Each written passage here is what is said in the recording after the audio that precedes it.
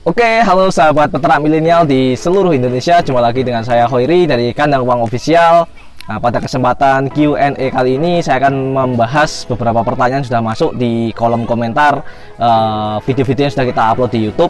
Nah, jadi yang pertama, kini Kandang Uang memiliki beberapa sistem yang tergabung dalam satu portal, yaitu kandanguang.com.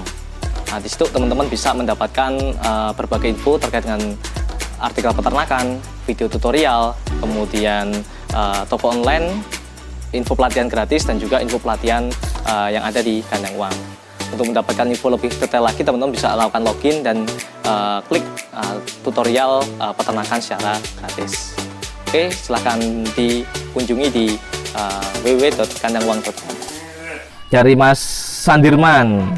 Sandiman, nah, Mas, berapa macamkah bahan yang dibutuhkan untuk pembuatan silase? Salah satunya rumput odot, kolon jono, dan bahan apa lagi yang dibutuhkan? Nah, sebenarnya sudah kita bahas di video kita yang sudah kita upload ya. Jadi pada dasarnya semua hijauan bisa dibuat silase. Nah, kemudian kalau ingin mendapatkan silase dengan kualitas yang bagus, maka sebaiknya gunakan minimal 4 macam, yaitu dari golongan rumput-rumputan atau gramina, kemudian dari golongan daun-daunan, kemudian dari golongan leguminosa atau kacang-kacangan, dan dari golongan kulit buah yang biasanya dia berbentuk kering seperti itu. Nah, materi ini sebenarnya sudah teman-teman bisa tonton di pembuatan silase komplit seperti itu. Kemudian kalau sudah ada rumput-rumputannya, apa yang sebaiknya ditambah yaitu dari golongan daun-daunan, bisa dari daun nangka, daun pisang, daun mangga, dan sebagainya, yang paling banyak ada di lingkungan sekitar. Kemudian jangan lupa kalau pengen lebih jos lagi kualitasnya, teman-teman bisa campurkan leguminosa atau kacang-kacangan seperti daun lamtoro ya, daun kaliandra, daun turi, daun kelor, atau daun indigo vera, dan sebagainya. Kemudian yang terakhir, campuran yang menurut saya sangat penting adalah campuran bahan-bahan kering ataupun daun-daunan kering ataupun kulit buah yang biasanya berbentuk kering. Kenapa? Fungsinya bahan kering ini seperti daun-daunan kering, biasanya kalau saya di sini menggunakan kulit kopi atau menggunakan janggal jagung atau menggunakan ini jerami jagung yang sudah kering. Nah, itu kita campurkan. Fungsinya untuk apa? Untuk mengurangi kadar air. Nah, sebab rumput-rumputan dan juga daun-daunan tersebut biasanya kadar airnya sangat tinggi, bisa sampai 90%. Nah, sedangkan kunci sukses pembuatan silase itu biasanya di angka 30%-an. Nah, makanya untuk menurunkan kadar air, selain satu dilayukan, yang kedua biasanya kami mencampurnya dengan bahan hijauan kering. Nah, setelah itu ketika sudah dicampur dengan perbandingan yang teman-teman bisa cek di lapangan ya. Jadi kalau kadar air yang sudah pas itu ketika digenggam dia tidak mengeluarkan air. Kemudian ketika buka, dia akan langsung pecah dan tangan kita tidak basah alias sudah masih kering seperti itu. Itu menandakan kadar airnya sudah pas dan tinggal disimpan di dalam wadah kedap udara, sudah jadi lah silase. Nah, seperti itu.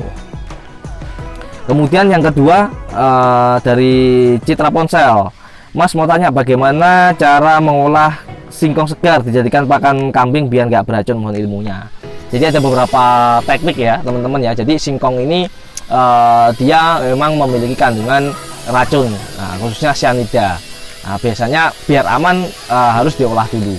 Nah, tips biar teman-teman kambingnya bisa bebas dari keracunan, yang pertama adalah sekali lagi jangan pernah menggunakan hanya satu jenis makanan ataupun pakan tunggal. Sebaiknya campur minimal 4 jenis seperti itu. Kemudian yang kedua, singkong kalau di tempat kami saya biasanya keringkan, jadi dibuat gaplek. Nah, jadi bisa dikupas dulu, kulitnya bisa dijemur sampai kering, kemudian nanti bisa tadi dicampur sebagai bahan membuat silase seperti itu. Kemudian untuk singkongnya, kalau teman-teman pengen awet, pengen aman, caranya adalah dikeringkan. Kalau di sini dibuat gaplek. Nah, kemudian setelah kering tinggal ditebung, kemudian dicampur bahan konsentrat. Nah, dia sebagai sumber karbohidrat yang sangat bagus, yaitu ketela seperti itu. Kemudian kalau misalnya tidak mau dikeringkan, jadi misalnya saya jumlahnya sedikit, pengennya langsung habis, tidak mau disimpan, teman-teman cara yang paling aman adalah direbus atau dikukus. Nah, jadi dikukus biar sampai apa istilahnya ya, jadi apa istilahnya jadi mateng gitu, baru dikasihkan ke hewan, insya Allah ke ternak kita, insya Allah aman. Kalau di desa-desa biasanya tidak direbus, tapi langsung diguyur dengan air panas sehingga nanti dia merekah dan bisa jauh lebih aman seperti itu. Kalau saya di sini tidak menggunakan teknik perebusan, tidak menggunakan pembasahan, tapi menggunakan pengeringan digaplek seperti itu. Oke, lanjut pertanyaan berikutnya dari Mas Edi Hartono.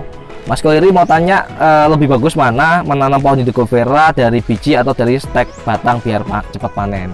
Nah, jadi untuk indigo vera ini kami belum pernah menjumpai ya, baik saya di sini maupun di teman-teman yang lain terkait dengan penanaman indigo vera menggunakan stek.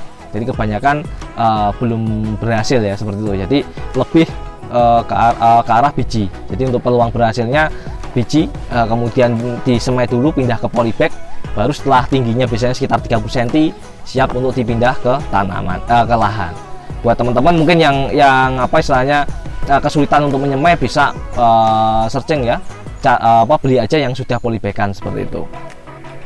Gitu. Jadi untuk sementara ini kami baru bisa menanam dari biji ataupun yang kami jumpai seperti itu. Sedangkan untuk stek belum pernah berhasil seperti itu. Oke, selanjutnya dari Mas Edin Wigra Triwinardo tanya, Bang, misalkan nasi bekas bisa dipakai buat pakan nggak? Diingat nasi mengandung karbohidrat. Makasih Bang informasinya. Jadi sebenarnya untuk nasi ini bisa ya dibuat jadi pakan, cuma masalahnya dia ini menimbulkan banyak gas di dalam perut ruminansia. Karena banyak kasus ketika sudah makan nasi ataupun baik itu yang segar atau yang kering, biasanya banyak yang langsung kembung. Jadi karena dia sangat mudah hancur ya, mudah diolah dan menghasilkan gas, ketika diproses di rumennya itu langsung mengeluarkan gas. Nah, gas ini yang menyebabkan sesak dalam tubuh ternak, sehingga banyak kasus kematian akibat makan nasi ya, nasi bekas seperti ini. Nah, jadi kalau saran saya untuk apa istilahnya, untuk nasi bekas ya, ini jauh lebih cocok untuk unggas daripada untuk ruminasia. Jadi bisa diawetkan ya, cara dikeringkan, atau nasi karak ya di sini ya. Itu bisa lebih cocok, menurut saya lebih cocok untuk unggas daripada untuk ruminasia, karena faktor tadi ya, dia cepat banget mengeluarkan gas ketika sudah dicerna oleh ruminasia itu. Kemudian lanjutnya, Mas, kulit kacang tanah dibuat hay apa bagus? Di tempat saya banyak. Jadi kulit kacang tanah ini bagus disimpan ya dalam bentuk kering, insya Allah awet. Jangan lupa digiling biar kambing lebih mudah untuk makannya. Dan saya juga pakai juga di sini untuk campuran bahan silase. Tujuannya untuk mengurangi kadar air dan juga memperkaya nutrisi dari berbagai macam tanaman-tanaman yang kita buat sebagai pakan. Oke, pertanyaan terakhir dari Mas Edi Yusuf. Bos, untuk seekor kambing per hari berapa banyak rumput yang diperlukan? Jadi kebutuhan pakan ini sebenarnya berdasarkan ini ya, bahan kering yang masuk. Jadi yang dihitung itu sebenarnya berat keringnya. Jadi semakin teman-teman pakannya itu semakin kering, porsi kebutuhannya menjadi semakin sedikit. Jadi seperti yang di video saya yang teman-teman bisa tonton di materi pembuatan pakan kering untuk penggemukan ya.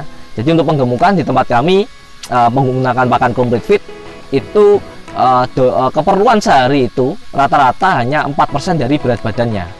Jadi kalau berat badannya 20 kilo itu maksimal hanya dia mau makan sekitar 8 ons, tidak sampai 1 kilo. Karena apa? Kadar airnya sangat rendah. Jadi kalau saya menggunakan pakan kering itu kadar airnya sekitar 90%, sekitar cuma 10%-an. Jadi berat keringnya sekitar 90%-an. Nah, ketika hijauan, jadi pakan hijauan itu dia kadar airnya sangat tinggi. Kelemahannya adalah kadar airnya sangat tinggi, maka dosis pemberiannya akan jauh lebih banyak. Secara teori dan juga di lapangan biasanya itu sekitar 15-20% dari berat badan. Nah, kalau di sini saya biasanya kalau memberikan pakan hijauan, baik itu seger ataupun silase untuk breeding ataupun untuk mitra kami yang di penggemukan ya, menggunakan bahan hijauan ini biasanya kita berikan tanpa batas. Jadi hijauannya itu loss tanpa batas, nggak pernah dibatasin. Jadi sekenyangnya habis dikasih lagi, habis dikasih lagi. Tapi biasanya secara kenyangnya itu sekitar 15-20%-an. Jadi lebih dari, kalau di teori di buku biasanya 10%-an. Cuma fakta di lapangan biasanya kita lebih, bisa sampai 15-20. Kemudian itu pun juga kalau kadar airnya sangat tinggi dan nutrisinya sangat rendah, biasanya kebutuhan nutrisinya tidak terpenuhi. Maka dari itu perlu penambahan pakan penguat ya, atau pakan konsentrat dari sumber karbo dan juga sumber protein. Nah, jadi kalau misalnya pakat rumput nyel aja, hijauan aja, biasanya tadi 15-20%-an. Saran saya untuk Mas Edi, kalau memberikan pakan hijauan atau rumput-rumputan ini sebaiknya dicampur, jangan hanya rumput aja. Silakan dicampur dengan daun dan ataupun legum atau kacang-kacangan, sehingga dosisnya lebih kuat, lebih komplit, sehingga bisa disebut juga pakan komplit fit ya, pakan lengkap, karena sudah terpenuhi sumber seratnya, terpenuhi karbohidratnya sudah terpenuhi, dan juga proteinnya. Tapi kalau hanya menggunakan satu jenis rumput aja, itu masih sangat kurang, karena rumput itu biasanya proteinnya rendah, biasanya di bawah